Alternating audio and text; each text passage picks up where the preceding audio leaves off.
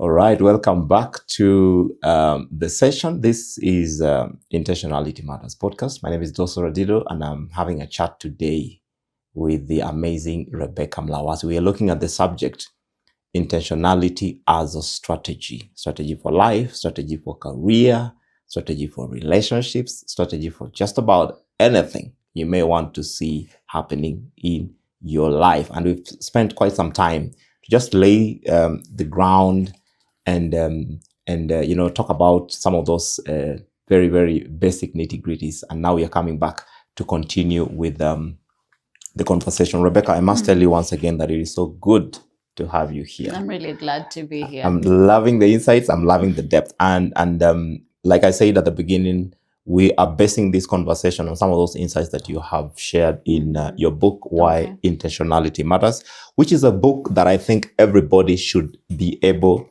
to read. Now, if you have not read this book, you're doing yourself a disservice. Intentionality Matters is a book that has been written by 9 very, very resourceful thought leaders and experienced women leaders from the Kenyan corporate space. We have the likes of Kezia Shako, Lillian Kirave, Lorna Abaki, Elizabeth Ndongo, Claire Munene, Pilin Kasara, high energy lady, Professor Nyokabi Kamau, Lillian Mashanga, Winnie Mushomba, and of course, Rebecca Mlawasi, who is joining me today on set to shed some light on some of those things. And the purpose of this conversation is just to show you how relevant intentionality is and how you can actually place it in the different aspects of your life, your career, and anything you are building.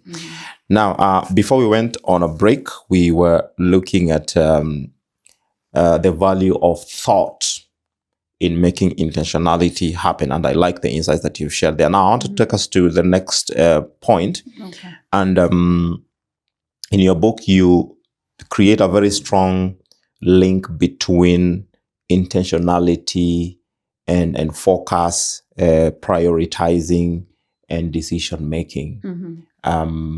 Like we said, the purpose of intentionality is to drive us in a particular direction towards a particular destiny and hopefully to experiencing a given set of results. Yes. And now you have boldly said that intentionality helps in focusing, or in creating focus, in prioritizing, and in clarifying decisions and making decisions. I want us to spend some time on that because if you look at how and where very many people really falter is at the point of making it happen. Because life with all its offerings gives people so many alternatives, so many options, etc. So that if you don't know what you want, you can die just flipping from this option to the other option, etc.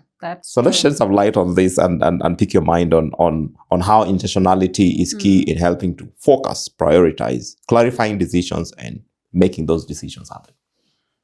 I like to make it very brief, especially when we speak of intentionality, because it's very broad, because we apply it in almost everything. How I look at intentionality, I look at it as strategy. Strategy is a key driver to what you want to achieve. You're right.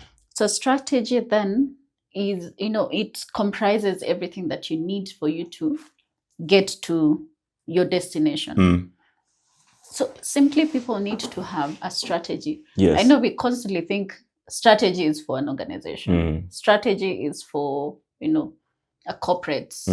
But the minute you have your own defined strategy, yes, you know where to start, you know what to apply, you know what to do along the way, and you know where your destination is. And you know what to achieve in the end. Yes. It might be more than what you thought you're going to achieve.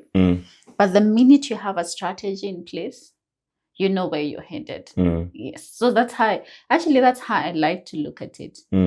Because if we speak of intentionality, we can speak about it in almost every aspect of our lives. That's right. But the key thing is strategy. What have you, incorporated as a journey to getting to what you want to achieve? When we think about it like that, it makes life very easy. That's right. Yeah. I'm tying that up with what you had said earlier about purpose, because you see, when there is clarity around purpose, goal, vision. My vision is Mombasa. Yeah. That means Kisumu is out, Nakuru is out, Eldoret is out. Exactly. I can't go to Garissa. I can't go to Nanyuki.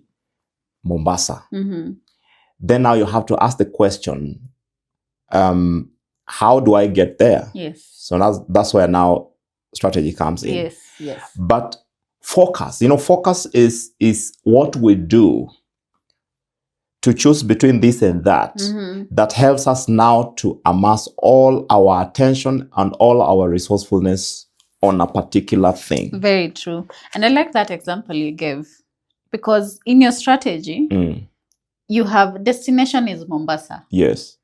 Then you have a way to get to Mombasa. Where are you coming from? I'm coming from Nairobi. There are 4 alternative ways to get to Mombasa. Yes.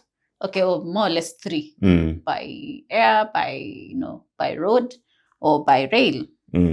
But then in my head, I already know I want to use the railway. Yes. So all these other things are out. I know this is the much that I need to spend to get to Mombasa if I go by train. So then you see, with a strategy that drives you to that destination, you do not have to take any detours. Yes. Unless if you're going by bus, something happens along the way, but you're still on the road. See, that's one thing. That's right. If the say, God forbid, the bus breaks down, you're still on the road. So you're not going to hop from the road to the train just because the train broke down. The car broke down. So that's the way to think about, to look at it. Because for me to get to Nairobi to Mombasa, I planned my whole journey the way. And back to Nairobi again, I might have an option of using a flight. So then what comes in, for me to be able to get back to Mombasa by plane? I have an array of flights to choose from, but still, what's the means of transport? By air. So you already have a defined way or defined mode of transport. So you're not thinking out of the box. Yes. Or you're not thinking road, rail. It's air. It's air. Yes. That's right. And focus is an important thing. Yes. Because results follow focus. Yes. The way we spend our energy, it comes out powerfully if it is focused. Yes.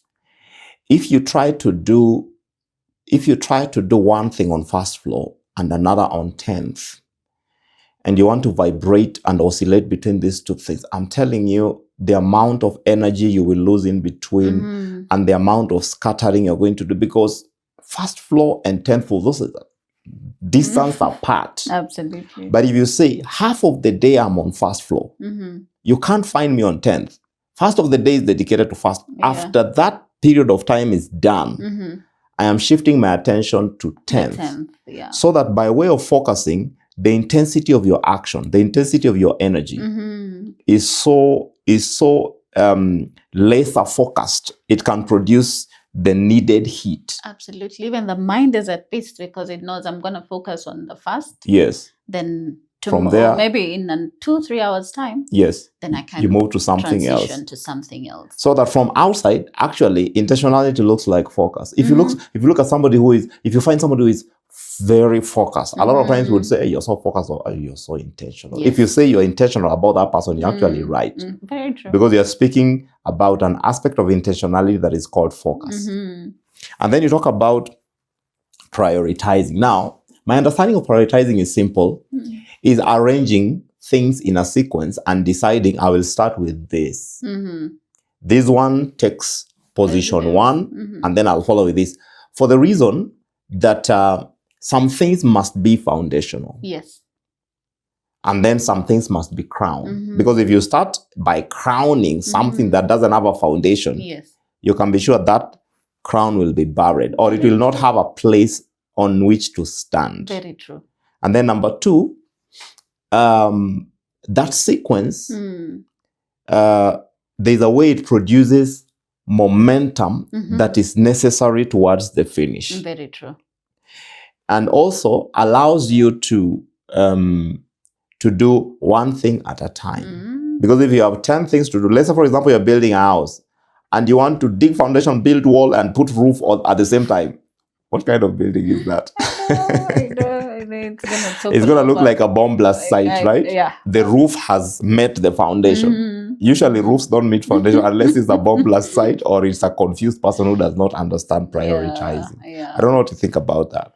Yeah, actually, it's very true, because prioritizing, even in life itself, we know life is broken down into simpler and smaller ways of approaching it. Yes. But then even in life, we have priorities. Yes. Because if I speak from maybe a parental side of things, when you have your children, you have priorities. You're thinking education. Once they're done with education, they go to this other level. They go to. You can't have them go to a different, step and then come back to another one. Yes. So you see, it has to be unilateral. In that I've planned it to be like this. Once they go to campus, progressive. Once they go to campus, they're done. Then now we get them a job. It has to be like that. But then we tend to, at times, shuffle up our priorities dependent on our environment, which I think it should not happen. If you have a projected way of prioritizing what you have outlined as priorities, it's important that you constantly hold that. If it's a list, hold on to it, in that nothing is going to come in and sway you along the way to think, if I do this, maybe I might catch up to this other one. And I think as human beings, we are constantly, we take those detours at some point. But again, our environment might advise some of these things, but how solid are we in the priorities that we make in life to make us sit and tell ourselves, no, this is not going to change, unless it's a life-changing situation. Then that could maybe give an exception. That's right. Like sickness, like sickness can come in a way that it reorders the priorities. It reorders everything. But unless it's that very critical thing, we need to constantly think priority number one, priority number two, in that order. Because in us achieving what we want to achieve, that is the only way. I like what you're saying. And when there's something you just said that triggered my mind. Many people struggle with prioritizing, I think, for three reasons. Number one, lack of clarity. And when I talk about clarity, I'm talking about the ability to see the big picture and be able to identify what matters first. Because I'm telling you, without big picture, you do not know how to think priority. Because priority means I can see everything. Yes. But I am starting narrow in your thoughts. I am starting with this, then I'll build on that with this and this and this, so that I order things. But this is being informed by my ability to see big picture. Absolutely. See, it's like when you're in the kitchen cooking, let's say you're doing a simple thing like ugali. Prioritizing means you have to light the fire first. And then you'll place your sufuria there, that sequence. And then you're putting water there and giving it some time to boil. After the water has boiled, you don't throw in the cooking stick. No, you have to put the flour first, because that thing has to go in first. So the cooking stick will find water boiling and flour inside. Yeah. Then you do your stirring, and eventually you'll now begin to think about, okay, let me put it on a plate and then put it on a table. Yeah. And then, you see that sequence. If you talk ugali and then you think about plates before you light the fire, if you are near my grandmother, I will just knock your head so hard and ask you what demon is going on inside your head. You see, you start setting the table before everything. Yeah. So clarity of the big picture. You have seen the big picture. You have seen the elements, and you're seeing these are the foundational elements. Yeah. These are the second order. These are the third order, fourth order, until you get to the very end. Yes. Yes. The other thing that distracts people is this insatiable appetite for the juicy parts. You see, when you are so much drifted towards the juicy part, you will violate prioritization. Very true. Because you'll just be jumping onto it. It's like somebody who is getting a job and they're asking for a salary the next minute. Yes. Salary is part of the deal, yes, but that's the juicy part. Very true. And usually it comes after a while. Very true. Very a while of demonstrating competence, results, and value. And that's why people are put on probation. Yes. That we can see, how is your work, how is your performance. Yes. Then from there now we can decide, are we going to retain you or not? Yes. Or are we going to make it better for you? Yes. Yeah. So people get distracted by the juicy part, and the indiscipline of going for the juicy part first would actually mess up the order of priority. Yes. The last thing that I'm thinking gets people really distracted is comparisons. You see, I met you today and you are in your cruising season. Yes. And me, I am still on my Futsubishi season where I am trekking looking for a job. Actually, when you say that, one thought that comes to mind, and somebody spoke it to me recently. They told me we are constantly thinking having a car is not just a flex, but that is life. But in most cases, it's not. It's not. And you see, especially when you talk about comparison, in most cases, you meet people. Yes, you're trekking and people are, driving. And you're constantly thinking, this person, I went to school with this person. We've seen stories. Same age. I'm even older than this one. Yeah, I'm even older than them. No, they come from the same village. How come this person? Comparison is... It's a killer. Yes. I feel like it's a killer. And it messes up this priority. But of course, the mother of all distraction when it comes to prioritizing is indiscipline. Very true. Yeah, indiscipline would make you be sleeping when you're supposed to be out there grinding. Do you think there is... where does commonality fit in this whole... What do you mean by commonality? Commonality in that, yes, I have a way of prioritizing things, but you become so accustomed to a specific environment that you don't feel like you need to put in the work. Well, I think I would just tie that up with indiscipline. Now, indiscipline does not necessarily mean bad character, or indiscipline means doing the wrong thing at the wrong time, or being in the wrong place at the wrong time. So that there are people who have gotten accustomed to last minute.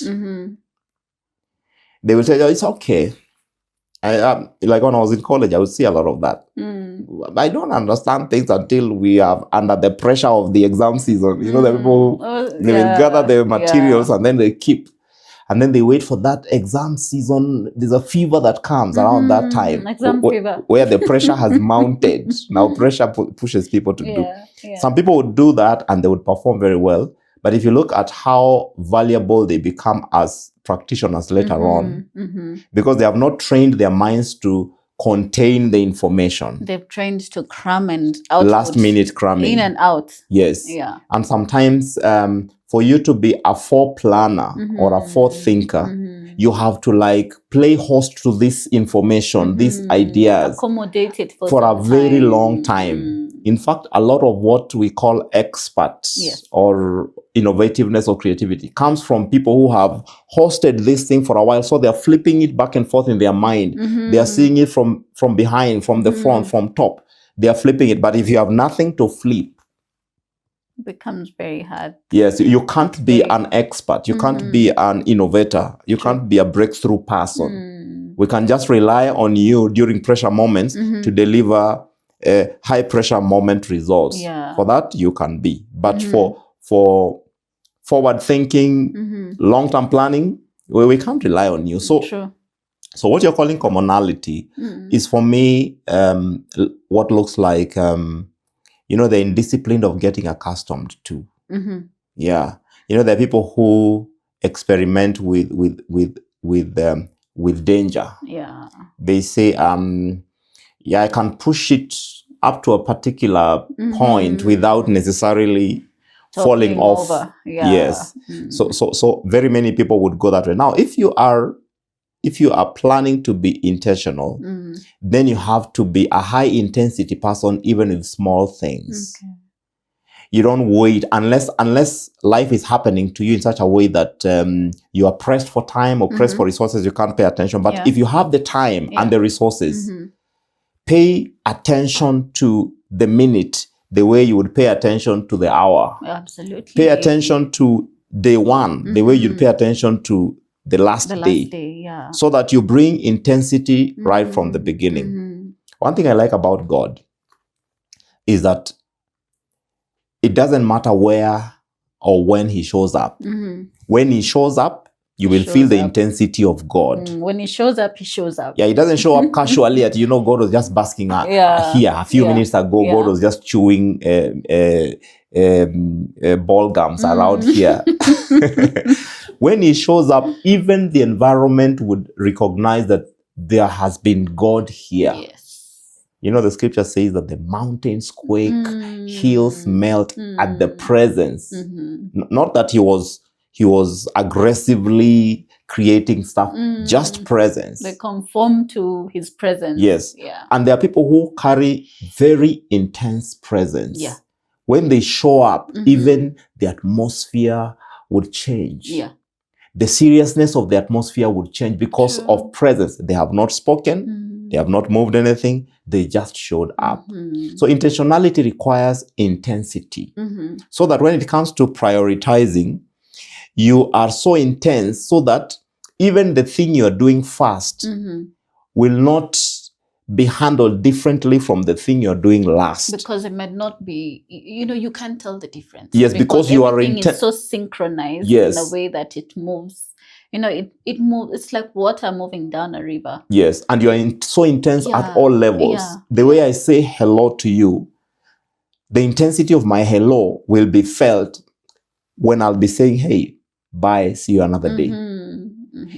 I'll not be like casual at hello and casual at bye, and then in the middle of the meeting, that's when I'm hitting so hard. So prioritizing requires intensity. Knowing that this that I am doing fast is the foundation of what I'll be doing at layer 10 or level 12. Yeah. So that you are not careless with foundations, and then you want to be serious with. Have you seen people who are very careless with foundations, and then when we are now doing the final touches, it actually advises how they started. Yes, they want to intensify the paintings. They want to intensify the weight of the wall hangings, forgetting that the foundation they built cannot carry that weight. True. See, like these cases of buildings falling all over the place. If they were intense with the foundation and say, you know what, we are digging a 21-story building foundation. Yes. Not a foundation for 2 stories and then you want to do a 21-story building. That foundation will tell you, whatever you're doing up there is not agreeing. It's not agreeing with what went into this foundation. Yeah. You see? So when it comes to prioritizing, my thinking is, let your intensity be felt. The highest form of it at every level. Because all those things you're doing, they matter. You see, if you're moving to Mombasa, for example, and then you say, well, I will not take a shower. But you are trying to fly in a plane, but I will take myself seriously in the plane. So you want to begin to be intense in the plane, but you can't be intense in your bathroom. Yeah, exactly. So you'll show up in the plane and people will be wondering, is there anything wrong with this place? Something is not smelling nice here. And you know, if you're like me, you would actually be affected. There are days when when I have dressed to kill,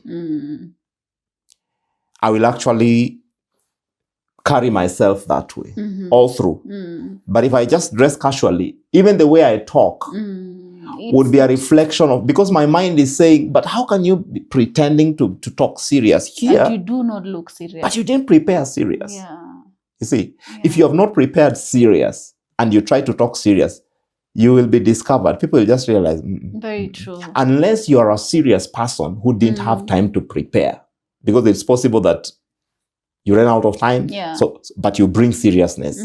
But there is seriousness residing inside of you. But if you are just a normal person and you didn't prepare seriously, and you want to show up serious with intensity, no, we will discover you. We will realize whatever she's trying to say, even the vocabulary she is using now, that's not her.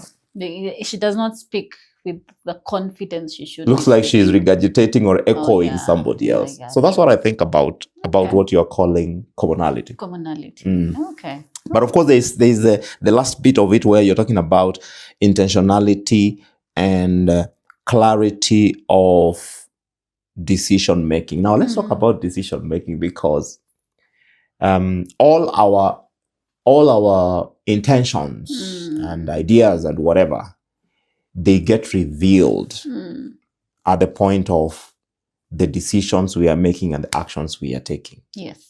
So you are painting a picture of a connection between intentionality and clarity of decisions and the quality of decisions that are made, and you're saying intentionality helps in that. Would you explain that? Yeah, because decision making is equally broad, but then depending on what you are faced with, will advise what decision that you're making. Yes.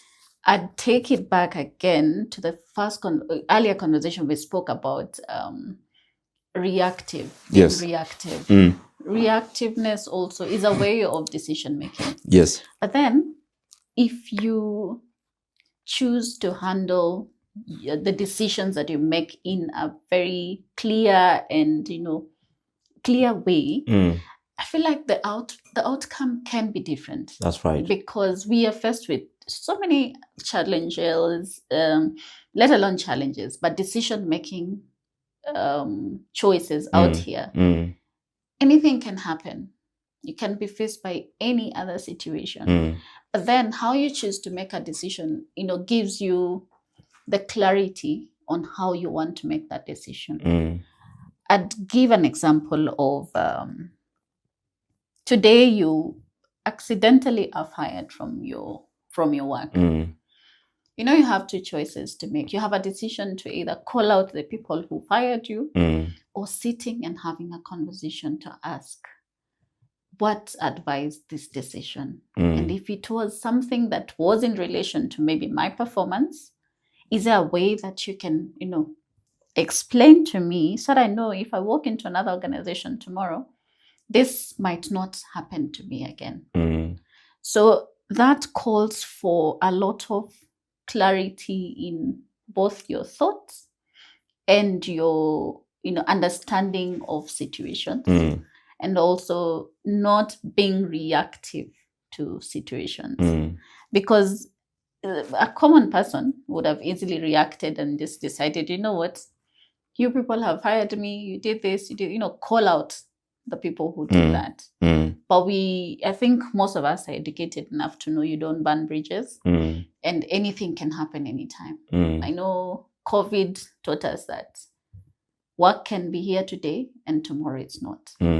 But then even as you say you're downsizing, what other ways can we, you can work it in such a way tomorrow you have a leeway, call me back, tell me we liked, what you were doing for us. Are you able to come back? So the decision you make between you leaving and you accepting that letter and you moving on to a different, direction is what will advise your future. So I think decision making is something that we really need to reflect within ourselves. We need to be intentional in that. Before I make a decision, what aspects should I look at before I decide, now this is the outcome? What decisions am I, what thoughts am I putting in place to advise my decision today that will, it will reflect tomorrow. All our decisions are a reflection of what our future is going to be. Yes, it's not, but then most of the decisions that we make today, they're not just based on today. We make them today, but they advise our tomorrow. That's why, that if you look at it as something that's going to constantly appear in your life, then you make better decisions. Yes.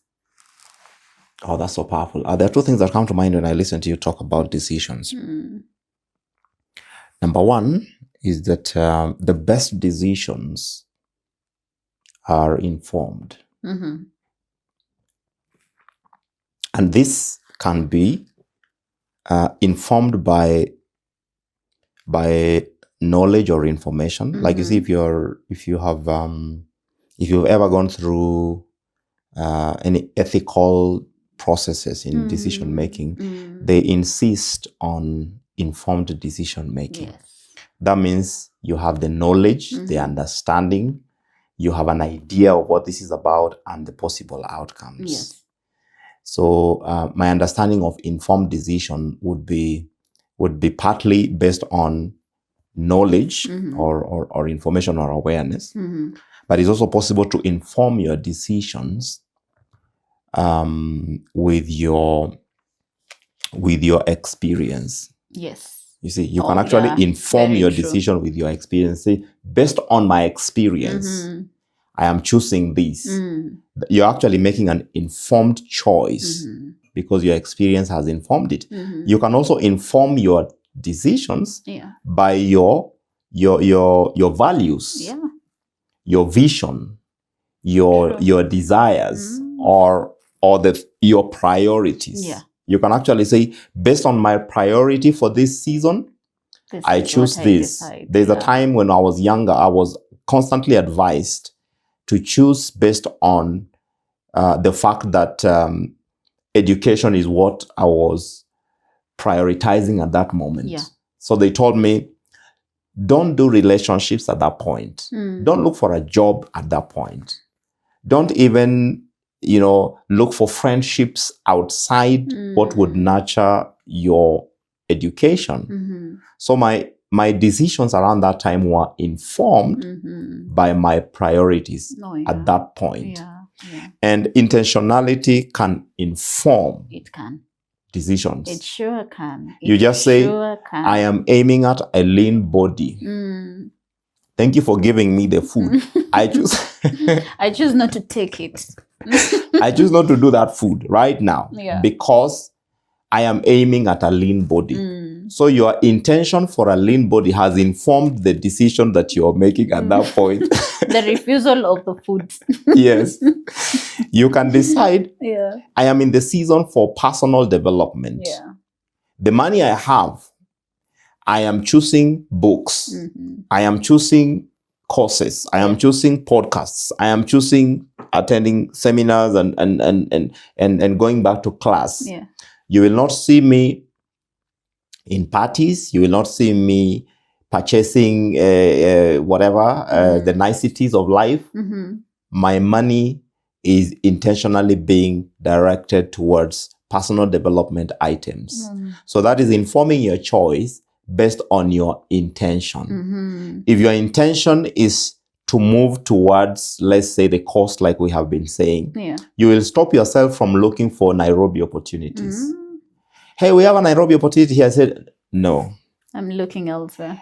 My direction now is Mombasa because I intend to be in Mombasa. Maybe that's where your family is, or maybe that's where there's something going on that enriches the experience of the season that you're in right now.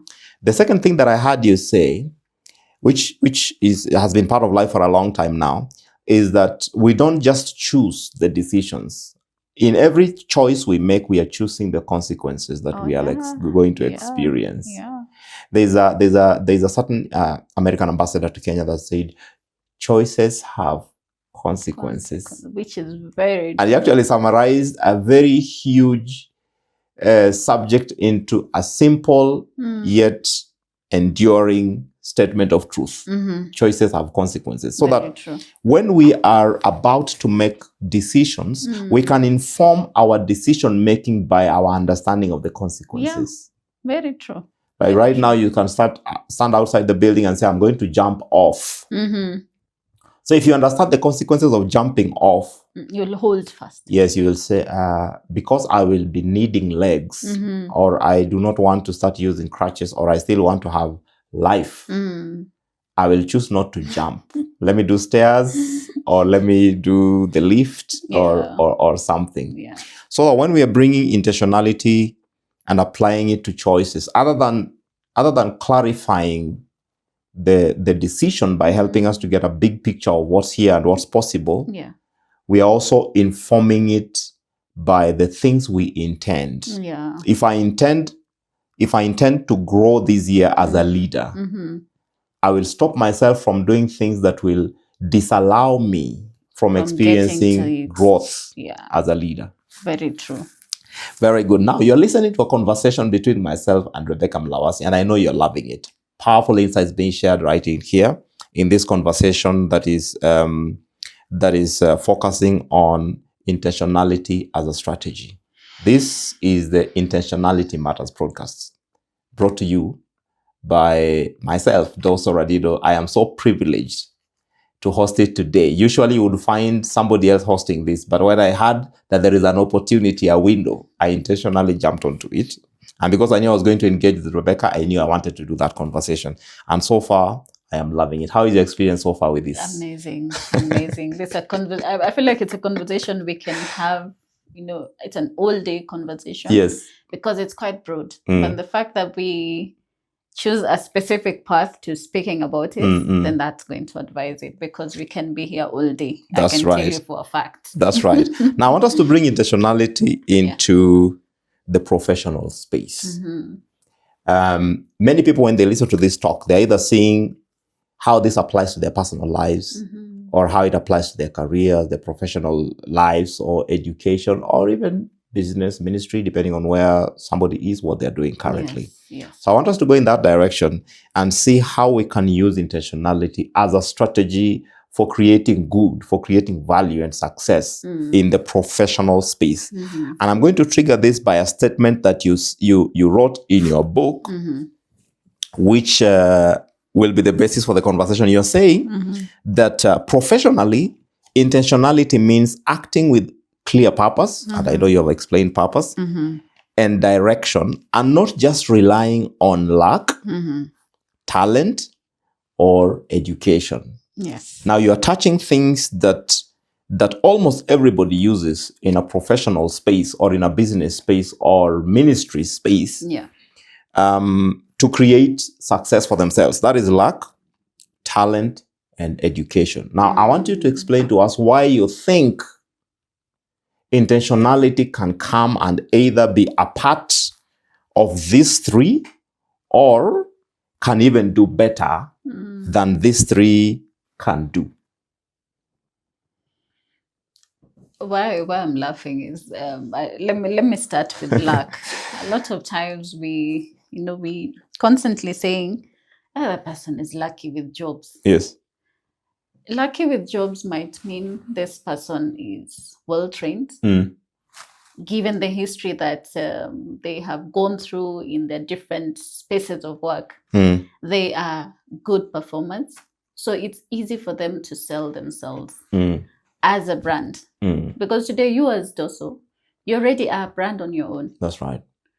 So first thing that goes into something we call luck is, how do you present yourself?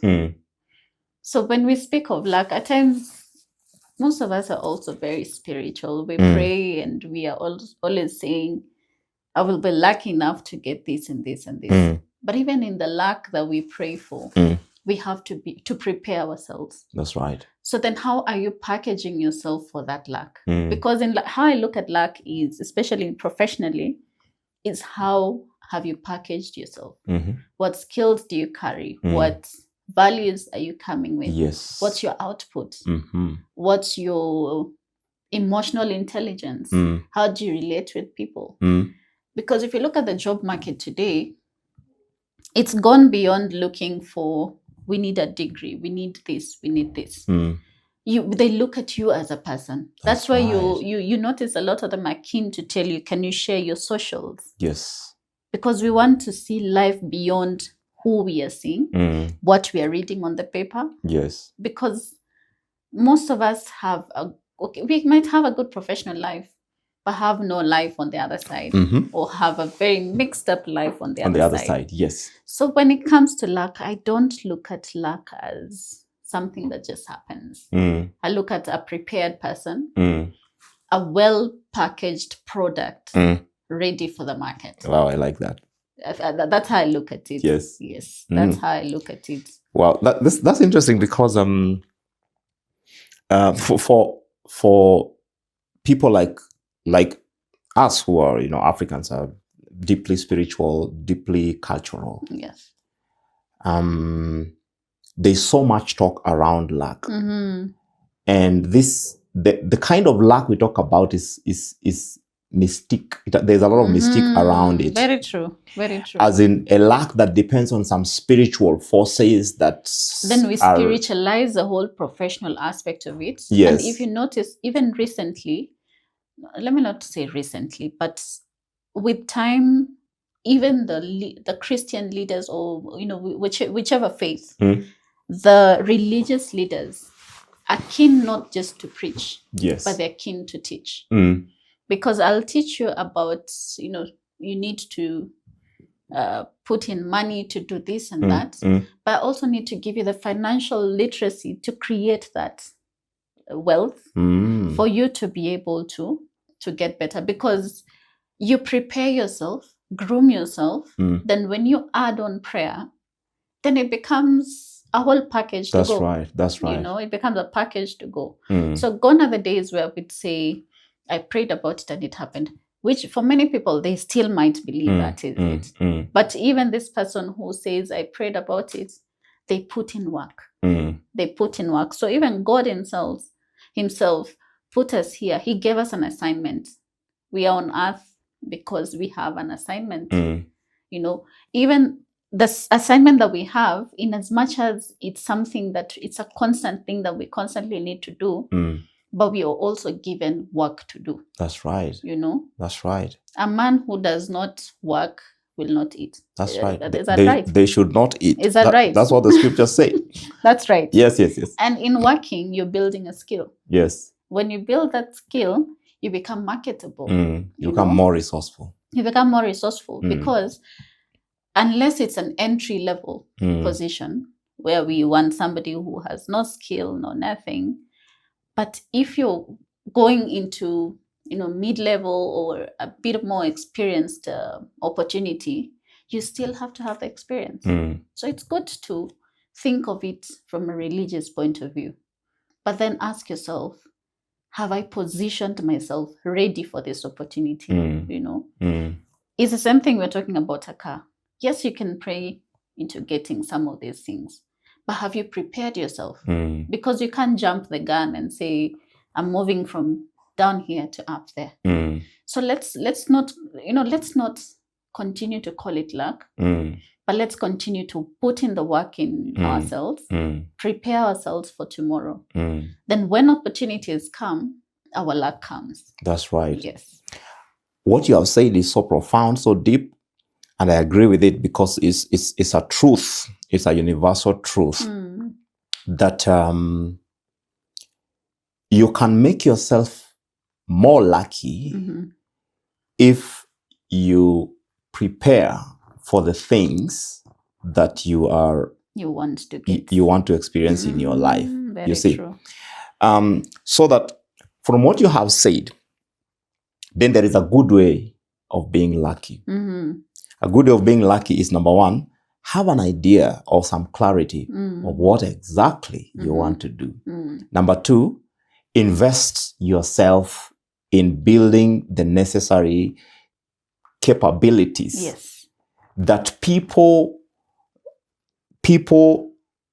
who are lucky in that area, like you want to call it, usually would have. Yes, and they're looking out for. You see? Yeah. And then when you get the opportunity, deploy yourself with so much intensity, so much intelligence, so much focus to the place where the results that are expected for such lucky people would be an obvious thing for you. Yeah. The bad way of being lucky is, number one, don't prepare for anything. Don't take those opportunities seriously. Perform so badly. Mess up everything. Yeah.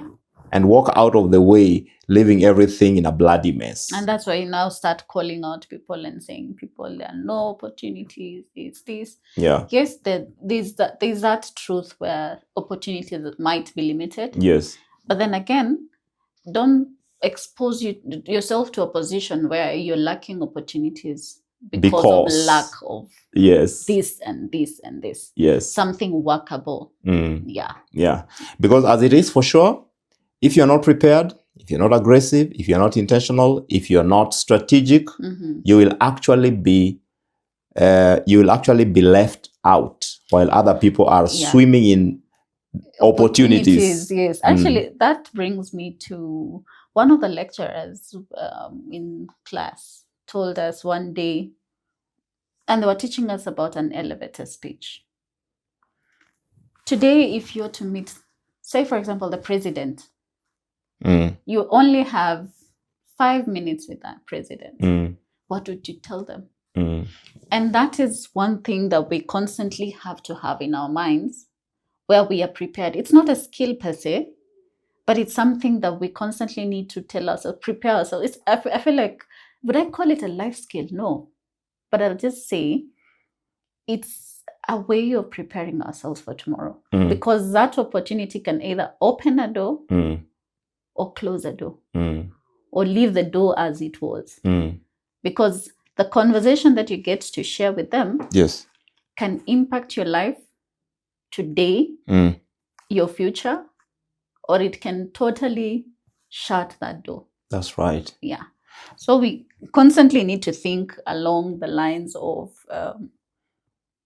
how prepared am I? Who am I? When you are given an opportunity to stand before people and speak, who do you say you are? That's right. You know? How I know most times you're told, try introduce yourself away from the titles that you have. So who do you say you are? That's right. You know? So it poses a question in life, because if you intentionally look at your life and, you know, strip yourself of some of these things, verbalize who you are, what you are, then again, bring back those titles, then differentiate these two people and ask yourself, so which one do I go with? Then look at who, you know, where does this person fit? Where does this one fit? Look at the environment. Where does this, you know, this title fit? And where is it that I'll walk in and strip off all these titles and speak up, you know, about myself as me? Yeah. So I think that form of preparation now brings in luck. It brings in luck because then you're very expressive. You're able to speak to people about the different aspects of life. So you fit in almost every environment. So it becomes easy for people to call it luck. But you yourself, you know, I have put in the work. Yeah. That's right. So it's possible to make yourself more lucky if you have an idea of doing what I would call proper luck management. Yeah, if we can call it that. And I think intentionality can make you more lucky. There's a time I was listening to a conversation that Barack Obama was having with somebody else, and he talked about this idea of just be the guy who is known for getting things done. Absolutely. Because we are constantly thinking, this thing was, who did this? I don't like the way this thing was done. But you're not offering a solution. And you see, if you get yourself to the place where you are known for getting things done, yes, you will be in the minds of people when they're beginning to think about dishing out opportunities, or in the minds of people when they're beginning to think about who can I work with in this area.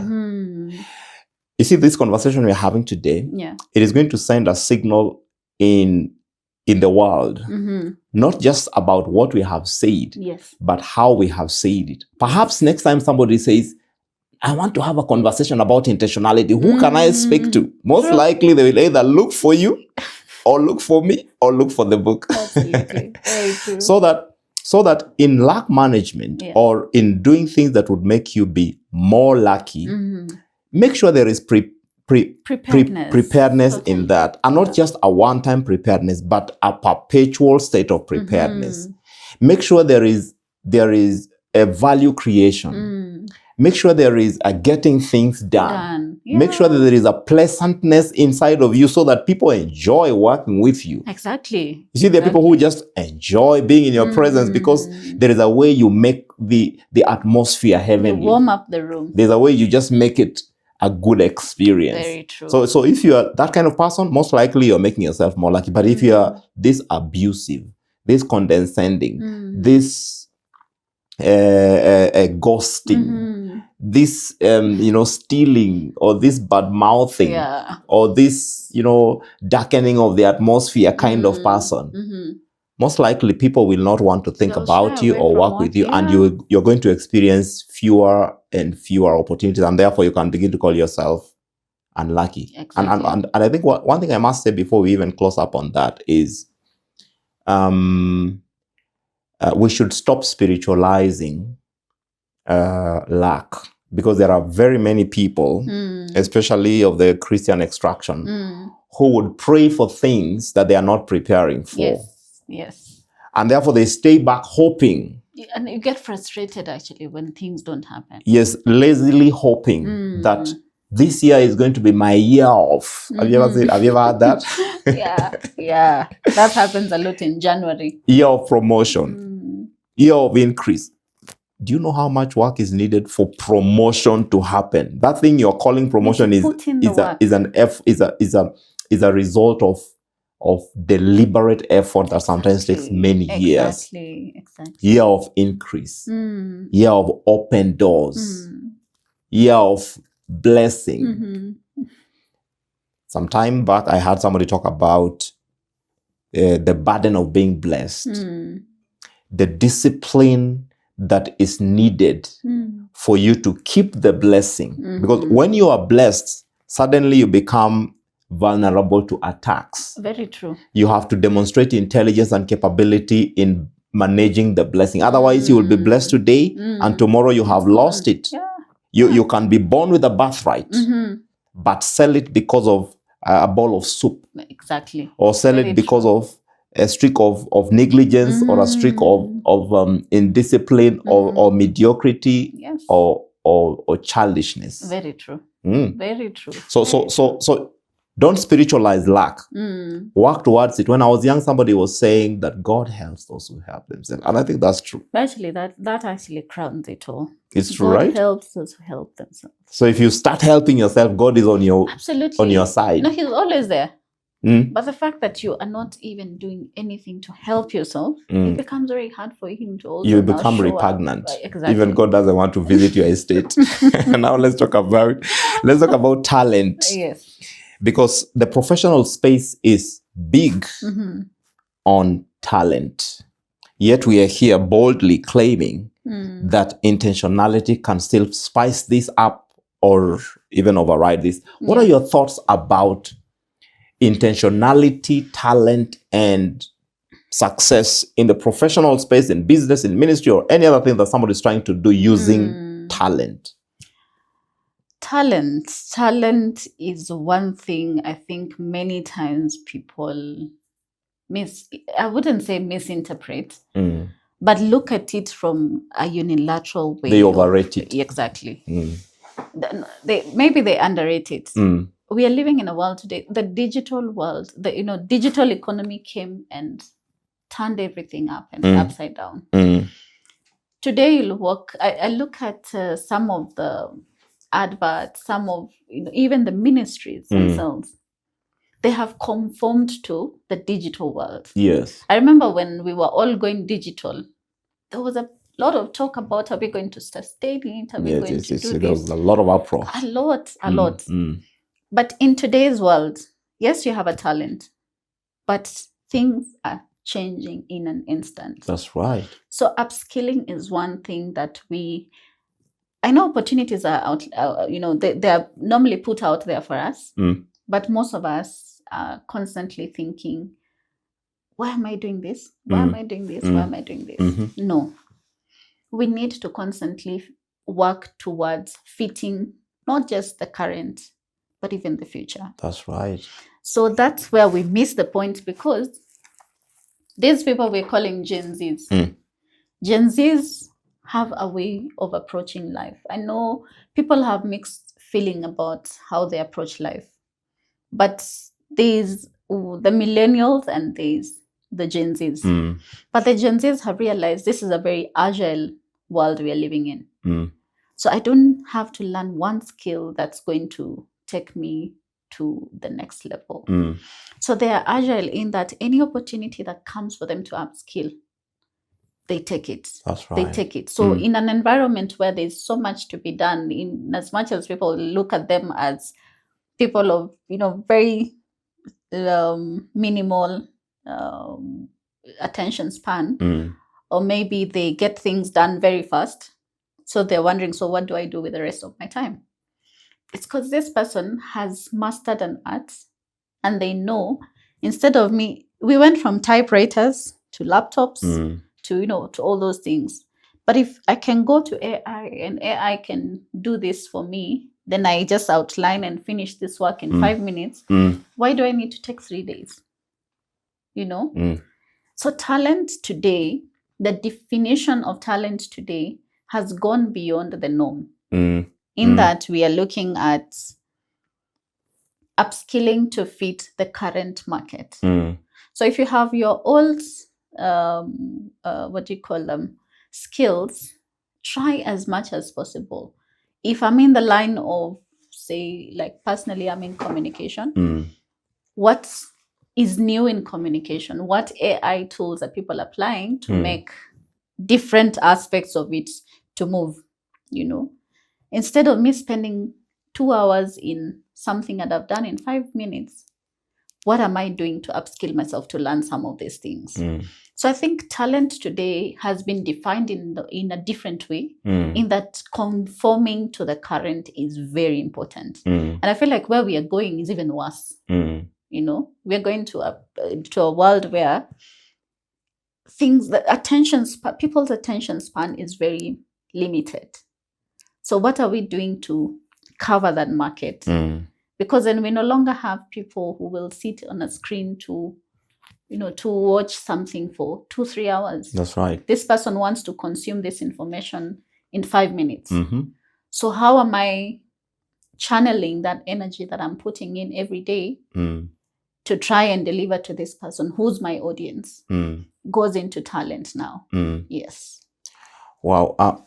When you say that people have now to come to embrace the fact that the definition of talent has gone beyond the traditional definition, I thought that was such a powerful thing to say, because it now creates room for what I would call layering of talent in a way that enhances the value. Yes. And you have just said that when we began, we began with the writing on tablets and pieces of stones. Yeah. Then we went to writing on paper. When we refined the skill, we used the pen to write.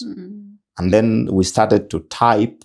Initially, typing was for secretaries because the typewriter machines. Yes. But then when the computers came, everybody became a typewriter because we were typing. We have gotten to a place where now you don't even have to use your fingers to type. You can speak it. You can speak it and it's written. And it gives you what you want. A time is coming when you just need to think it. Then Actually, yeah. It's happening. It's in your head. Yeah, you just pick the thought from your head, is translated into written stuff on the screen someplace. Exactly. So that it is the same typing, writing, but we have layered it with new inventions and advancements to a place where the fact that new technology has come does not automatically mean the death of secretaries who use typewriters. If they knew how to type in a typewriter machine, could still type on a laptop. They would type on a laptop, they would type on a phone. They would even go ahead and do audio, and the thing gets transcribed. So that in the expanded definition of skill, we have created room for advancements, but we also are creating room for more things like soft skills. Let's say you're a communicator, but you are also a master of intentionality. So you show up as an intentional communicator. You will not just communicate because you have been given a script or told to say it.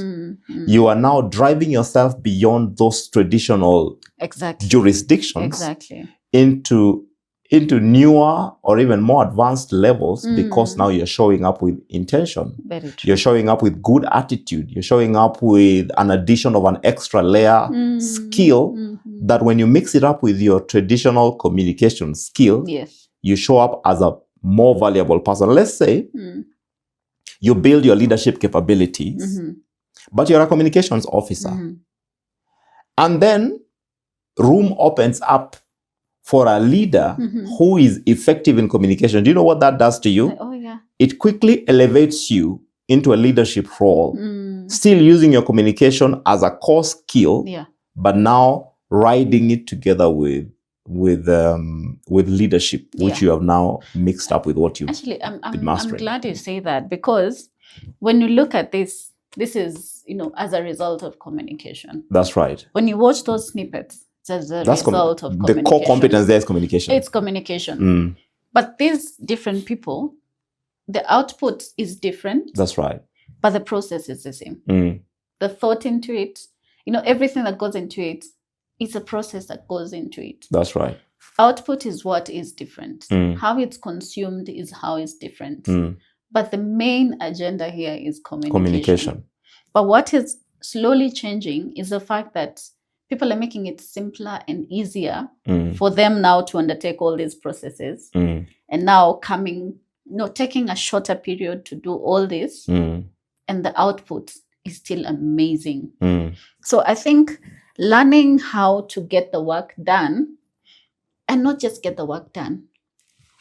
We talk about time. Time is something we can never save. That's right. Once lost, you can never save time. So you sit and ask yourself, what extra thing can I do in this task, which is taking me an hour, to shorten that time, then undertake a different task. So you see, I'm communicating still, but I'm using, the time assigned to handle 2-3 tasks. So even in the talent that we're talking about, with time, we realize that we are getting more and more things done, as opposed to back in the day when we have to type a whole document. After you've typed, it has to go for, fine check, verification, and all those things. So then one thing we need to sit and ask ourselves is, do we then increase productivity, or do we retain it at the same level? Or, what is working for us? Because I feel a lot of people are already, in terms of talent, a lot of people are already being exposed or exposing themselves to some of these opportunities. But then when we talk about a Gen Z comes to the office, you give them a task, in 5 minutes, they're done. They're swinging on the chair. So does it mean then, do we need to increase the workflow? Not really workflow, but do we need to workload? Do we need to increase the workload, or do we work on the same level and have this person feel at some point that they are redundant or they don't have anything to do? Those are some of the things that we need to start thinking about, because now there are easier and quicker ways of doing things. That's right. but the task, the workload is still the same. So what are we doing with that time? So maybe, I don't know, maybe I'd even ask you to maybe just throw in a comment or two, because I've asked myself these questions. Because if you speak to Gen Zs, they'll tell you, that's a task I can do for 10 minutes and I'm done. But then once they're done in 10 minutes, and this is something you had assigned the whole morning hour to, what are they doing with the extra time? Now, the question you've raised is quite powerful and quite relevant. You've actually triggered my mind in ways. In the discussion around the evolution of talent, which has happened because of many things. Yes. Number one, there is a growing, there is what I would call growing levels of intelligence in people. Yes. We are becoming more and more intelligent. Very true. So that what they took years to master 3 decades ago, these days we are mastering quite fast, because there has been a lot of increased access to information and stuff like that. But number two, there has been the enhanced facilitation of advanced technology. So that you don't have to go to a physical library for you to interact with a book. Exactly. These days, books have become verbal items. You put it in your ears. We read books through ears these days. Yes, yes. Or we read books in between. Those days, you had to go to a physical place. And begin to read the book. And sometimes when you can't find it because somebody else is using it, you wait. These days, it's inconceivable for me to say, I can't read this book because you have it. If you have the physical version there, I'll have another physical, because technology allows us to make many. Or I can be reading the ebook. And then we go. Book. Yes. So all these things have caused what I would call the evolution of talent. Talent has evolved. Talent has become fast. It has become vast. Yes. It has become very intense. But talent has also been enriched with things that were not traditionally a part of that talent. You see, most people these days, what would be a traditional communications officer these days, they will show up with graphic design capability. Oh yeah. Or web design capability. An all-rounder. Or typing capabilities, because the way they were groomed, all these things were elements that were infused in their training or in their life. True. When I was growing up, they took me to a computer college to know how to type. These days, I see our children. We don't take them anywhere for those things. They don't. They're exposed to the phone, to the laptop. Actually, most of us expected have to just those know. Certificates. I actually have my certificates. Even me, I do. Yeah. So it was a good Microsoft, thing. it was called DOS, MS-DOS. MS-DOS, yes. So I also have my certificate, but I don't know where to use it today. So you see, that evolution has now caused a shift that is directly or indirectly affecting work, including the fact that now the speed of things has been enhanced. So in response to the question that you raised, I think there is now a need for us to revise the way we measure things. You can't measure the duration of time that Gen Z will take to do a piece of work by the standards of what we were experiencing 20 years ago. If it took them a month to complete it, these days it takes them hours because there's a computer here. And the search engine is ever present. True. So that the amount of time it takes for me to move from not knowing something to knowing it is split seconds. I can know the depth of things because the search engine and the AI ecosystem can process it for me and bring it to me in a way that if I didn't know it a minute ago and I start talking about it now, I'll start sounding like I have known it for 30 years. Absolutely. Absolutely. And they say it even listens to what you speak. Yes. Then it's quick to give you a processed version of that. Exactly. So that as we think about this, we must also be aware of the fact that a bit of the work we are giving people to do will be done with machines. So if I tell you, I'm going to send you to town today, and I know traditionally it took people 5 hours to get to town from where we are seated here. If I am not aware of the fact that you're actually likely to ride a motorbike to town or drive a car that may take you 10 or 15 minutes and you're back, then I will be misguided in measuring you by the 5-hour yardstick. So we must be aware that whatever we are giving people to do, they will be assisted with machines. And when there is machine assistance, quality is improved so that those layers of checks, these days you don't need layers of checks. You run it through a computer program, it has checked for you everything. So what people are paid to do, these days we don't need them to do that because a computer can do that. So with that understanding, we will have to restructure workload. And workload does not feel loadful or heavy because there will be the assistance of machines. So if you give me a 50,000 page document and you tell me, go through this document and get it back to me in the next 24 hours, I will not be afraid. I won't be afraid a minute. And if I begin to break a sweat because of fear, you will ask me, and what's wrong with you? We have internet in the office, we have electricity, we have computers. It's even possible to work with virtual communities so that, or let the machines help me to sift through while I am asleep. So these days, the idea of working while we are sleeping is not far-fetched. It's possible. Like, emails are coming into your phone when you're asleep. Imagine. So they will not wait and say, okay, let's wait for Rebecca to wake up in the morning. Then we send the email. No, they just send it. You actually don't even need to be in the office to send that email. Schedule it and it sends at the time that you even when you are not there. Absolutely. So with that understanding, we therefore now see that the traditional notion of talent alone is actually outdated in the current times. It is ineffective. It is slow.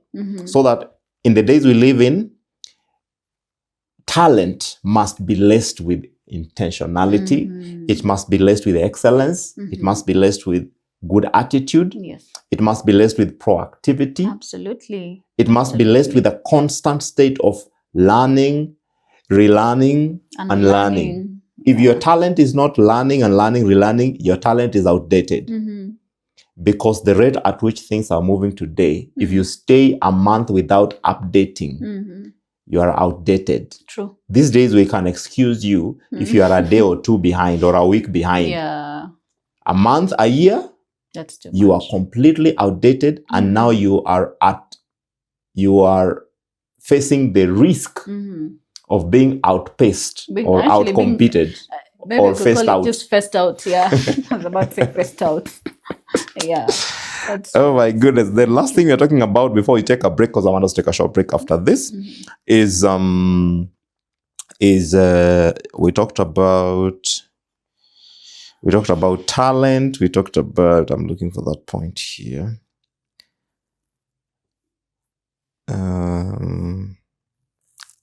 Okay, we talked about luck, we talked about talent, and now we are talking about education. We are framing the conversation around the need for intentionality as a strategy in the professional space beyond luck, talent, and education. Now let's talk about education, because education is a big thing, and it's been a big thing for a very long time. And I'm talking about traditional education.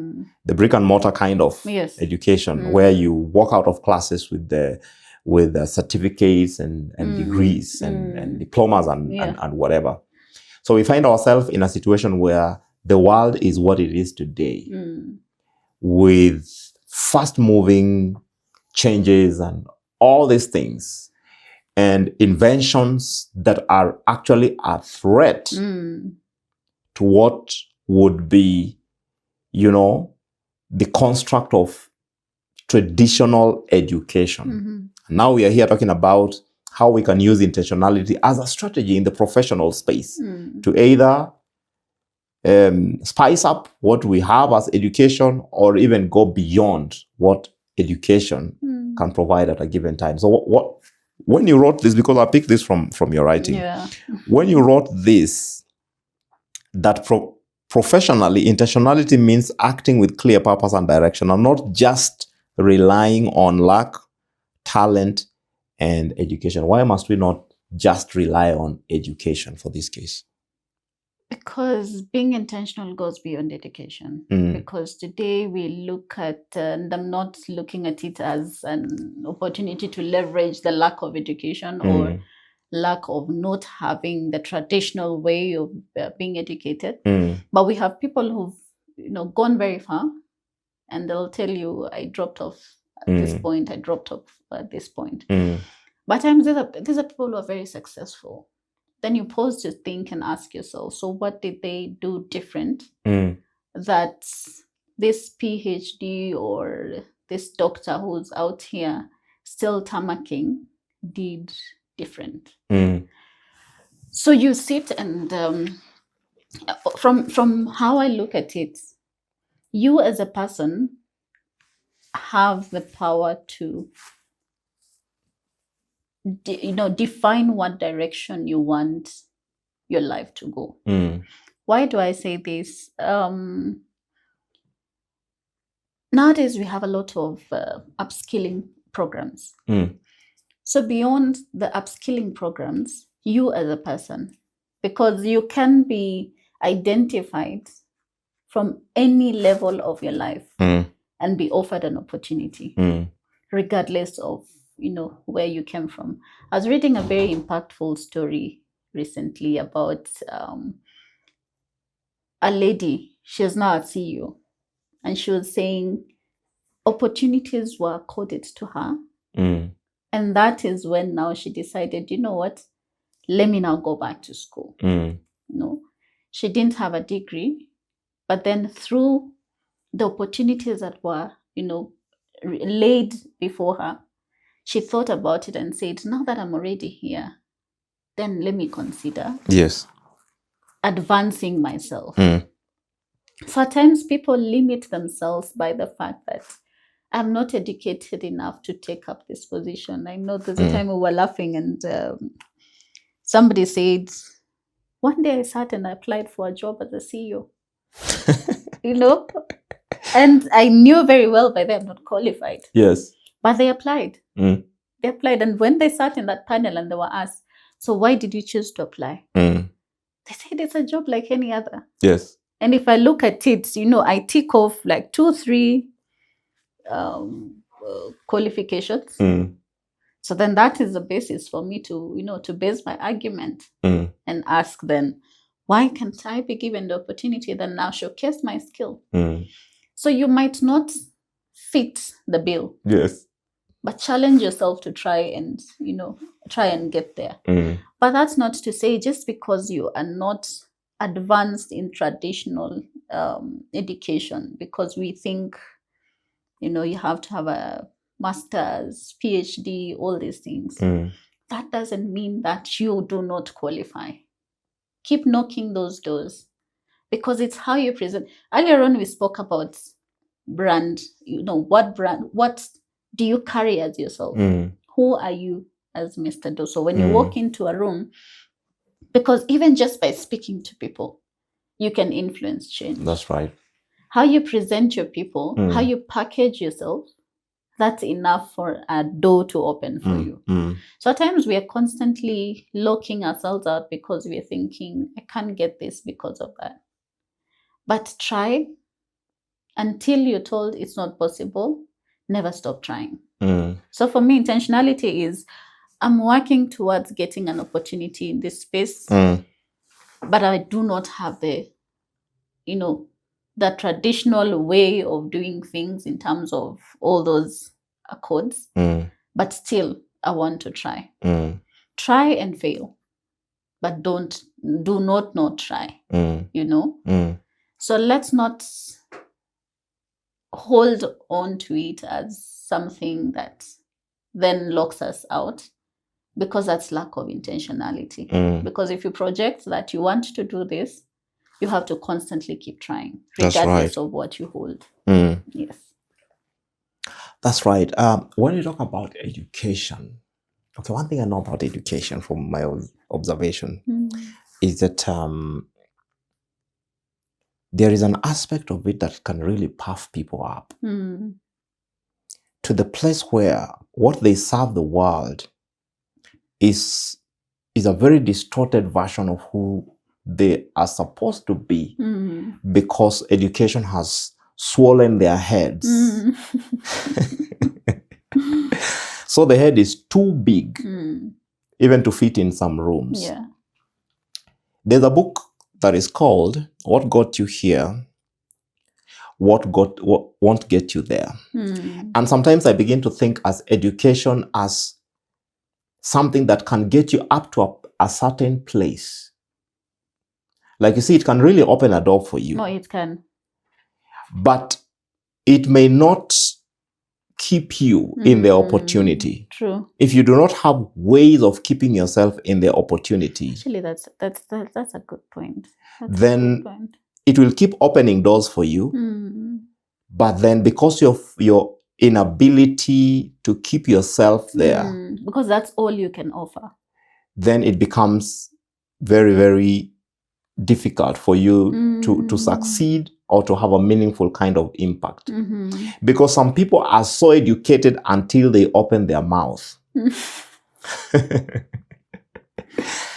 I have met people who have very heavy papers, very, very heavy curriculum vitae.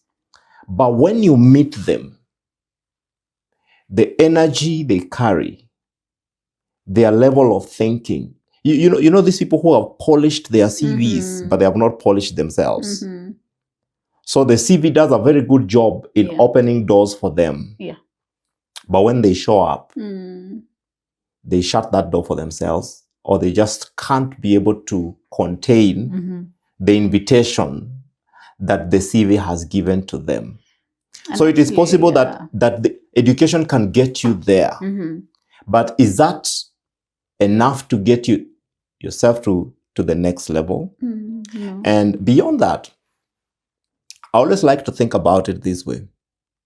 It is possible that your papers can open doors for you. But I also think it's possible that you can open doors for your papers. Absolutely. And if you get to a place where you open doors for your papers, people discover, oh, so you're even a PhD holder. We didn't know this thing. And actually, that's a better way. That's a better way. That's a better way of life happening to you. Yes. Because we are constantly thinking, and I like how you put it, because people will constantly, and there's at times there's normally that conversation around where is this one going, and she does not even have this. She does not have this. You flex based on education. But at times it's how you package yourself. Because even with the lack of that education, doors will open. Doors will always open. You just need to be very strategic about, what do I want? No, where am I projecting to see myself tomorrow? Yes. And you might have that little education, but your output might be better than that person who has all the papers in place. So that's why I noticed recently, I think as time goes by, even recruiters are keen on, what does this person bring? When you sit in a conversation where you're in an interview room, it's no longer a Q&A. No. You sit in a room where you're having a conversation. Yes. People want to understand everything about you. Which I feel is a very important thing to do. I wish we did it, that way from back in the day. But then I think with time, as we were talking about, life has continued to evolve. We are constantly looking at things differently. We used to see this a lot in the Western world. But today, slowly, institutions, corporates, even government institutions are slowly embracing it. Because there's more to Mr. Dooso than what we see. That's right. There's more to it. And if today I walk into an interview room, I forgot 2 or 3 of my certificates, or maybe not even forgot. I don't have them. And that is ground for you to dismiss me. You see, that already is a door you're closing before somebody without understanding. But through that conversing and getting to learn this person better, you get to understand maybe there was a fire in my apartment, my documents burned. Yes. But I have a receipt from KEBS. I'm processing the new ones.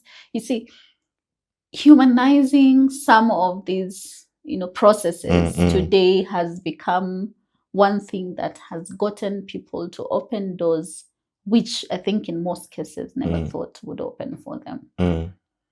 So I'm glad people are now looking beyond education, because I think our time, most people, you have to have this, and this. And it was in a specific order. But with time, we have seen things have continued to evolve. And the minute that, you go to maybe higher education, you believe this is my right, I have to have this. But somebody who's worked their way up will always continue to put in the work and tell themselves, if I don't do this, this is what, my life depends on it. But this other person is looking at it from bottom down. This other person is looking at it, down here, going up. So these two people, they think differently, but the goal is the same. So I feel like even in terms of approaching tasks, it might alter in one way or the other.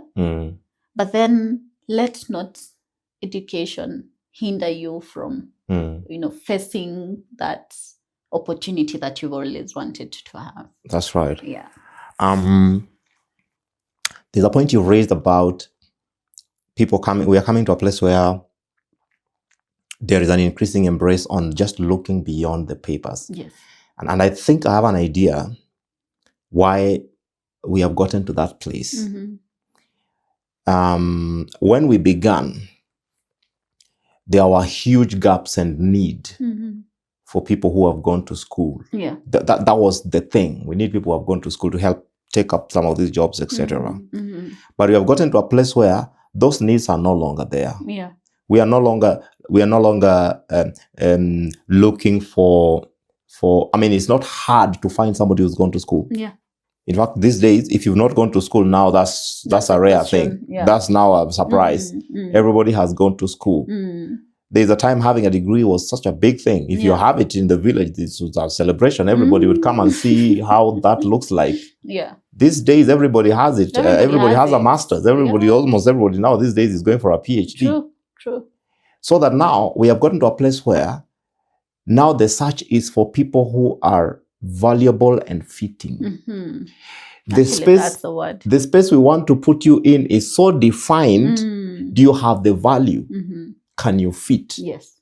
So that we are not just impressed by the papers you're flashing all over the place. Do you have a demonstration of the value you have created? Very true. And sometimes those papers are not a demonstration of value, because there is one thing to be educated and one or a completely different thing to be a valuable person. Somebody who has used whatever they have, whatever they are, to demonstrate real value. Yeah. Let's talk about this guy called Bob Collymore. Because Bob has a very interesting story. Yeah. We all know Bob. He was the CEO of Safaricom before he passed on. And Bob elevated himself to a place where we never talked about Bob through the lenses of education. Yes. We talked about Bob through the lenses of the value that he created. Yes, as a leader. The value that he created as a leader in people's lives. Up to now, people still talk about Bob did this, Bob challenged me in this way. And when they talk about that, they never write a statement down there. And by the way, he had this PhD or this master's or this whatever. Yeah. And you're the one who brought up Bob's name in the conversation we had before we came on set. Now let's go into your mind and see, why do you glorify Bob's story this much? Why I thought about Bob Collymore. I wrote about, I have yes, you mentioned him in the book. I mentioned him in the book. Yes. Why I spoke about Bob, I got to learn about his lack of, those papers that we're talking about after he passed on. But in my eyes, all I saw was a human being, a humanized leader, impactful, a leader who led with such impact. To some extent, you're thinking, I wish I worked in this organization, Yes. And you'd even sit in spaces with people who interacted with them. I didn't personally interact with him, but people who got to interact with him directly, they'd always give a story about him. They'd always talk about the leader that made us feel like, we were part of his life. Because there's actually a way you can do that. You can be leading a very huge team, but how you impact people, and you see, as a top leader, what you do at the top trickles down. So even the various departments you have and everything, they have to conform to it. They have to conform to it, and that now trickles down to the whole team.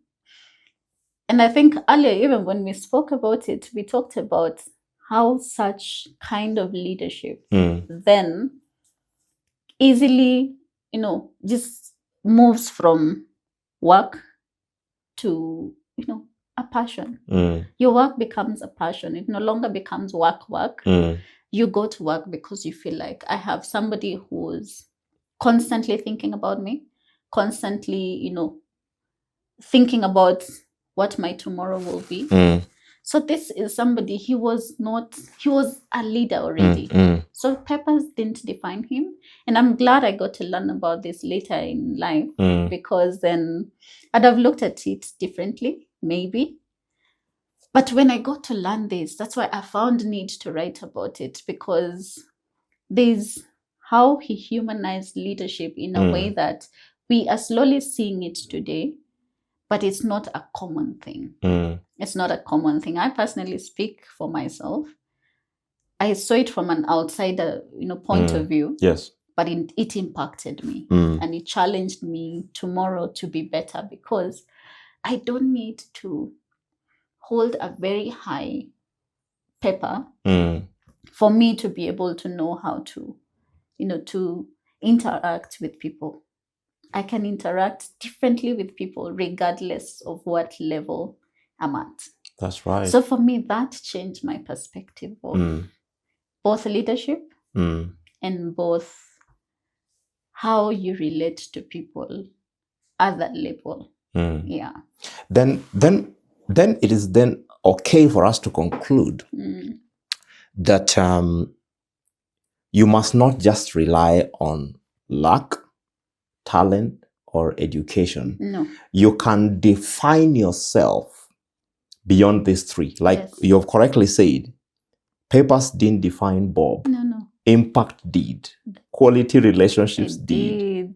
Because when people talk about him, they talk about the meaning he brought to life, the empathy with which he approached leadership. Actually, empathy. Empathy is one thing that we are keen not to reflect on. But as a leader, I think that's the core competency of a leader. Yes. Especially if you're leading a team, empathy is one thing that we constantly have to have, as the way we were talking about priority, that has to be priority. It has to be prioritized. Because here you are leading a whole team of people.